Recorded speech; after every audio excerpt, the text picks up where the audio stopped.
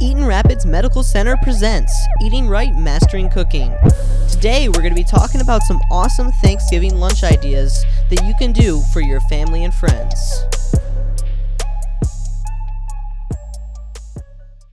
Jeff, today we've put together 3 recipes that are very festive and colorful. Let's talk about those 3 recipes. First up, we have our sweet potato casserole. So rather than going with the refined sugars like you find in marshmallows and the like, we opted for more natural sugars like you'd find in fruit and added in some earthy spices to amp up the sweetness and the flavor.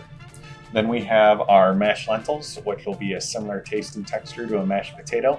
And you can add whatever you'd like to these, your more traditional recipe, but we opted for a healthier version here.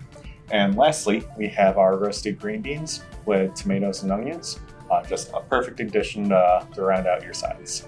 You'll boil the sweet potato for about half an hour. You can use a fork to check if it's done. It should go right through. Once they're done, you can put them in water to cool them off. And once they've cooled off, the skin should come right off. Then you'll mash them up with all of your seasonings and they're done. You can put them in the oven to keep them warm as well. Next up is mashed lentils. You'll boil the lentils on the stove for about 15 minutes, just until they're nice and tender and easy to mash. You can always test them to make sure that you can chew them easily. Then you'll mix them up with your milk, oil, and seasonings, and those ones are done as well. For a green bean recipe, you want to make sure that you drain your tomatoes well.